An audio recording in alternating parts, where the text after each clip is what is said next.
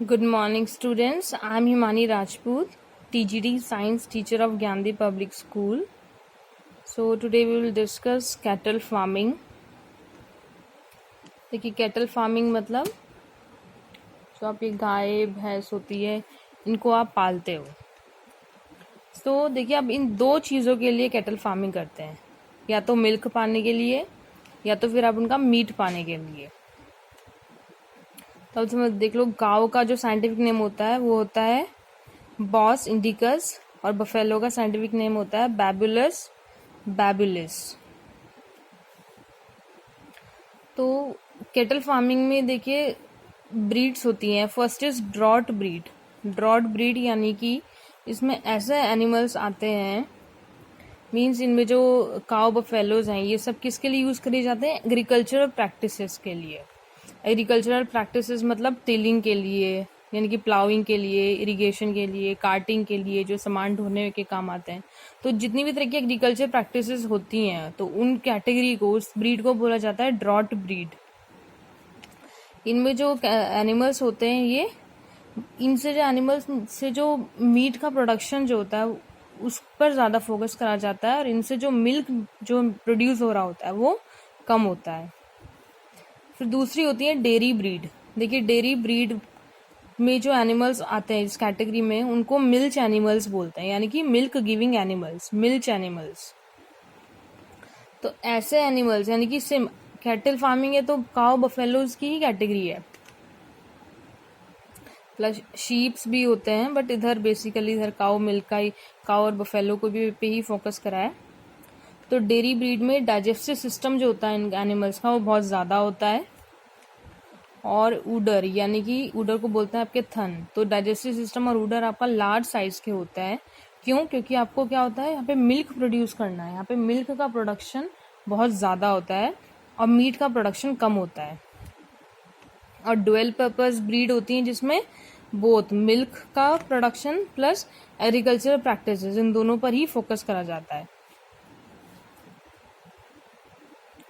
तो देखिए दो तरह की अगेन ब्रीड हैं, इंडिजिनस ब्रीड और फॉरेन ब्रीड। इंडिजिनस ब्रीड को बोलते हैं लोकल ब्रीड्स, यानी कि जो लोकल यानी कि इंडियन ब्रीड्स हैं, जैसे कि रेड सिंधी, साहिवाल, गिर, सूरती एक्सेट्राज। और जो एग्जॉटिक ब्रीड है, एग्जॉटिक मतलब जो फॉरेन ब्रीड्स हैं वो हैं जर्सी, ब्राउन स्विस एक्सेट्रा। देखिए फॉरेन ब्रीड्स क्या होती हैं? फॉरेन ब्रीड जो होती हैं इनसे जो मिल्क का प्रोडक्शन होता है बहुत ही ज़्यादा होता है as compare to our local Indian breeds. तो देखिए मिल्क का जो प्रोडक्शन है वो किस पर डिपेंड करता है? Depends on the lactation period. Lactation period क्या होता है? पीरियड ऑफ मिल्क प्रोडक्शन, यानी कि जब एनिमल का जन्म होता है और वो कैपेबल हो जाता है मिल्क प्रोड्यूस करने के, तब से लेकर के नेक्स्ट प्रेगनेंसी तक का ये जो पूरा पीरियड है उसको बोलते हैं लैक्टेशन पीरियड, यानी कि इस पीरियड में मिल्क प्रोड्यूस करा जाता है। तो लैक्टेशन पीरियड को इंक्रीज करने के लिए क्या करा जाता है? सेलेक्टिव ब्रीडिंग करी जाती है। मतलब to achieve desire traits, mating या फिर breeding of various variety of cattles. यहाँ पे जो आपको डिजायर ट्रेड्स चाहिए, डिजायर्ड क्वालिटीज चाहिए कि हमारे पास हमको मिल्क का प्रोडक्शन इतना चाहिए या फिर हमको मीट चाहिए का प्रोडक्शन ज़्यादा चाहिए, तो उस सेलेक्टिव ट्रेड्स जो भी हैं आपकी उसके अकॉर्डिंगली मेटिंग करी जाती है वेरियस वैरायटी ऑफ कैटल्स में। प्लस दूसरा लैक्टेशन पीरियड कैसे इंक्रीज करा जाता है? क्रॉस ब्रीडिंग के थ्रू। क्रॉस ब्रीडिंग मतलब आपकी जो एग्जॉटिक और जो लोकल ब्रीड्स हैं इन दोनों की क्रॉस ब्रीडिंग करी जाती है नेचुरल तरीके से। So first is natural method, second is artificial method. तो देखिए क्रॉसिंग क्यों करी जाती है? इधर देखिए मिल्क का प्रोडक्शन जो होता है, एग्जॉटिक ब्रीड होती है जैसे जर्सी काऊ होती है, वो आपका बहुत ज़्यादा मिल्क का प्रोडक्शन होता है, बहुत ज़्यादा मिल्क प्रोड्यूस करते हैं। और जो लोकल होता है उसमें मिल्क का प्रोडक्शन कम होता है। देखिए उल्टा लिख दिया है, इसका ये है और इसका ये है। एग्जॉटिक जो ब्रीड्स होती हैं, फॉरेन ब्रीड होती हैं, वो 60 लीटर पर डे इतना मिल्क देती हैं, और जो लोकल ब्रीड्स होती हैं इंडियन, वो 6 से 8 लीटर पर डे देती हैं। तो इसीलिए एग्जॉटिक ब्रीड्स की जो क्वालिटीज हैं वो बहुत ज़्यादा है, इनका मिल्क प्रोडक्शन ज़्यादा होता है, इसीलिए एग्जॉटिक और लोकल दोनों की क्रॉस ब्रीडिंग करी जाती है नेचुरल मेथड से। दूसरा और दूसरा मेथड होता है आर्टिफिशियल इंसेमिनेशन। इसमें क्या होता है, semen of male bull of high milk yielding injected in female reproductive animal, यानी कि जो मेल बुल होता है उसमें, वो भी किस तरह का बुल जिसमें कि मिल्क प्रोड्यूस करने की क्षमता बहुत ज़्यादा होती है, उसके सीमन को फीमेल के रिप्रोडक्टिव पार्ट में इंजेक्ट कर दिया जाता है और इस तरह से आर्टिफिशियली एक नई ब्रीड जनरेट होती है एनिमल्स की, और फिर वो उससे आपका हाई मिल्क प्रोड्यूस होता है। तो स्टूडेंट्स इधर देखिए प्रिकॉशंस क्या लेते हैं आर्टिफिशियल इंसेमिनेशन के लिए। The semen should be obtain from high quality male animal, यानी कि जो सीमेन आप मेल का ले रहे हैं उसकी क्वालिटी वो हेल्दी होना चाहिए सीमेन, प्लस साथ साथ जो मेल है वो हाई मिल्क यील्डिंग कैपेसिटी का होना चाहिए। दूसरा है female animal selected should be healthy and of sound breeding age, यानी कि जो फीमेल एनिमल जो आपने चूज करा है वो भी हेल्दी होना चाहिए, प्लस उसकी एज भी सही होनी चाहिए for reproduction. Third is animal artificial insemination should be carried out only at proper heat period of female animal. Proper heat period मतलब जो आपका फर्टिलिटी पीरियड होता है उस पर्टिकुलर फर्टिलिटी पीरियड के टाइम पे ही आर्टिफिशियल इंसेमिनेशन होना चाहिए। अच्छा, नेचुरल मेथड में भी ये जो फर्टिलिटी पीरियड के टाइम पे ही ब्रीडिंग करी जाती है। Fourth is the instrument use in artificial insemination should be properly sterilise, जो अच्छे से स्टेरिलाइज होना चाहिए किसी भी तरह का इन्फेक्शन से बचने के लिए।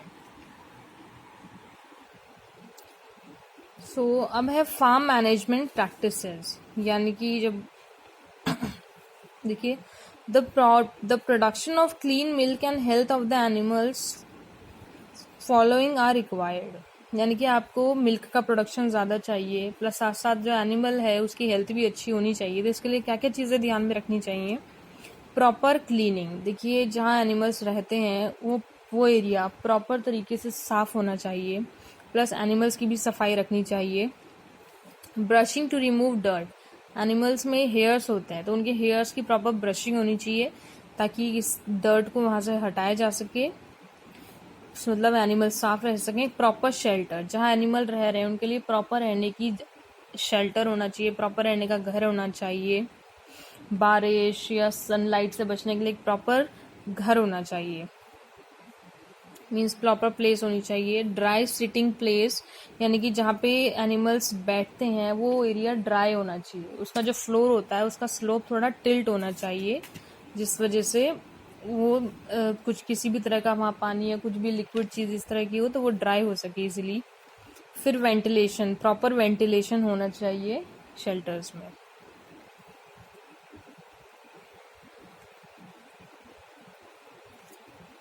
अब देखिए एनिमल फीड किस तरह के हैं, दो तरह के होते हैं। एनिमल फीड मतलब जो फूड एनिमल्स को दिया जाता है उसको बोलते हैं फीड। तो एनिमल का जो फीड है वो दो तरह का होता है, रफेज और कंसंट्रेट। रफेज क्या होता है, रफेज में आप देते हैं, देखिए रफेज जो होता है उसमें आप फाइबर फूड देते हैं जिसमें फाइबर ज़्यादा होता है। ग्रीन फॉडर देते हैं चारा, या लेग्यूमिनियस प्लांट्स देते हैं जैसे काउ पीस, तो ये सब दिया जाता है जिससे कि आपके एनिमल जो है उसकी बेसिक ग्रोथ हो, बेसिक नॉर्मल ग्रोथ हो। दूसरा होता है कॉन्सेंट्रेट्स। कॉन्सेंट्रेट्स में क्या होता है, रिच इन न्यूट्रिएंट्स, ऐसे फूड दिए जाते हैं जिनमें न्यूट्रिएंट्स बहुत ज़्यादा होते हैं, विटामिन ज़्यादा होता है, मिनरल प्रोटीन्स ये सब चीज़ें ज़्यादा होती हैं। क्यों, ताकि आपका गुड मिल्क यानी कि मिल्क का प्रोडक्शन अच्छा हो सके। Poor quality of feed affect the yield of milk, अगर जितना आप पुअर क्वालिटी का देंगे, जितना अच्छा फीड दोगे तो उतना अच्छा मिल्क प्रोडक्शन होगा, जितना खराब फीड दोगे उतना खराब मिल्क का प्रोडक्शन होता है।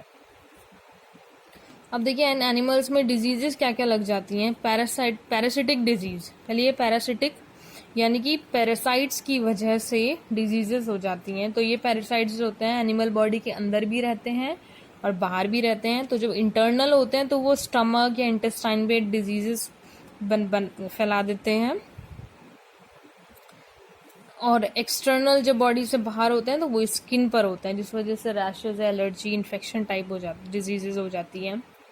सेकेंड है इन्फेक्शियस डिजीजेज, यानी कि फैलने वाली जो डिजीजेज होती हैं ये वायरस या बैक्टीरिया की वजह से होती हैं। वायरस की वजह से फुट एंड माउथ डिजीजेज होती हैं, ये पहले बता चुकी हूँ क्या होता है।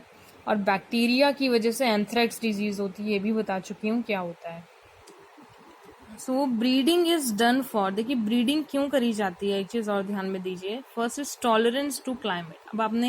अब हमने कैटल की ब्रीडिंग करी क्यों, ताकि आपको क्या चाहिए था, अच्छा मिल्क का प्रोडक्शन, मिल्क आपको ज्यादा चाहिए, तो वो ब्रीडिंग करी जाती है। इन सब चीजों को ध्यान में रखते हुए टॉलरेंस टू क्लाइमेट, ब्रीडिंग इस तरह से हो कि जो नया ब्रीड बन के आ रही है वो वेरियस डिफरेंट क्लाइमेट को सस्टेन करने की कैपेबिलिटी उसमें हो। लैक्टेशन पीरियड अच्छा हो ताकि आपका मिल्क का प्रोडक्शन ज़्यादा से ज़्यादा हो। रेजिस्टेंट टू डिजीज, बीमारियां जो लग जाती हैं एनिमल्स में तो उसे लड़ने की जो क्षमता है वो उन एनिमल्स में ज़्यादा होनी चाहिए। गुड हेल्थ, एनिमल्स की हेल्थ अच्छी होनी चाहिए।